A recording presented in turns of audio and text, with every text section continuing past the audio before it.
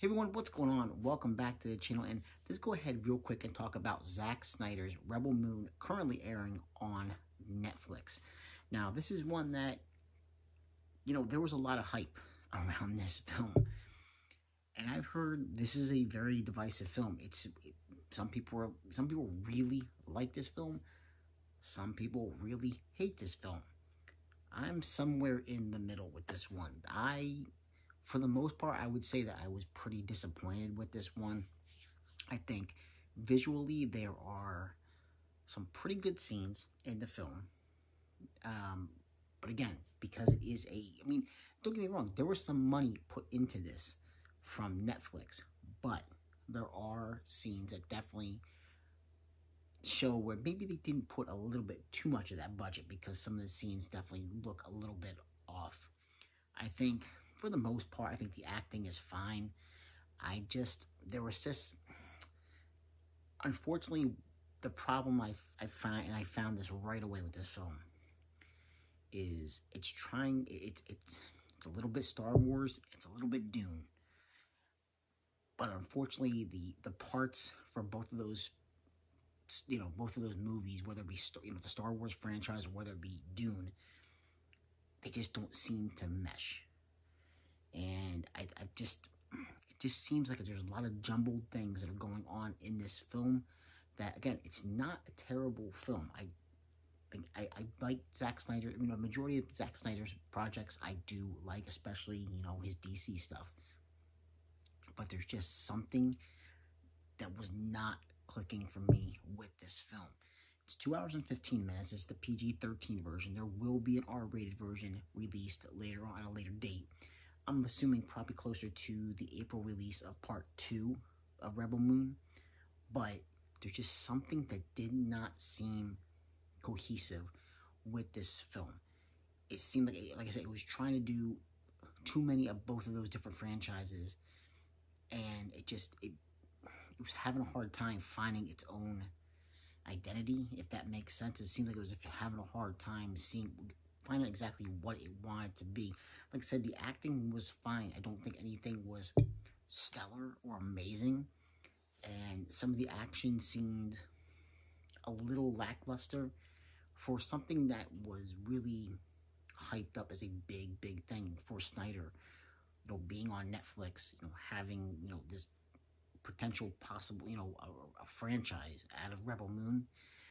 The action just left me kind of like, that's it, that's what you're going to give us. So I was a little bit disappointed with that. I don't think, like I said, I don't think it's a bad film. And when the R-rated version gets released on Netflix, I probably will go and revisit it again. I think this is a film that possibly could get a little bit higher as far as a score-wise for me upon a second viewing. But I think getting closer to Part 2, because I will watch Part 2, because I do want to see how this thing's going to wrap up.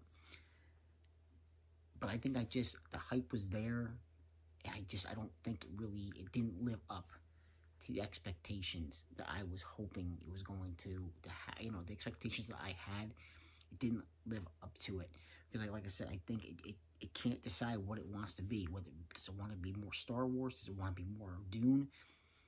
Because both of those stories are so different in a way that I don't think you cannot take both of those, Star Wars and Dune, and mash them together and get and get a cohesive story. There was too many things that just left me like, really, like the ending. I'm not gonna spoil anything, but like the ending, like, really, like, this is what we're gonna do now. This is where we're gonna go. We're gonna, same old kind of, same old trope, basically, same old thing that we're used to with a lot of these films. And like I said, it pains me to come in here and have to knock the film down a little bit, but it didn't live up to what I was hoping it was going to do, what it was going to be. I wanted to see a little bit more. I wanted to see that next great Star Wars-like film, because I think that's what we all really want, and it just didn't hit the mark for me. Like I said, I'll watch it again, though, because I want to see, because there are scenes in the film that you can see where they cut it in order to make it a PG-13 film. You can definitely tell where there was some editing done to make it a PG-13 rating.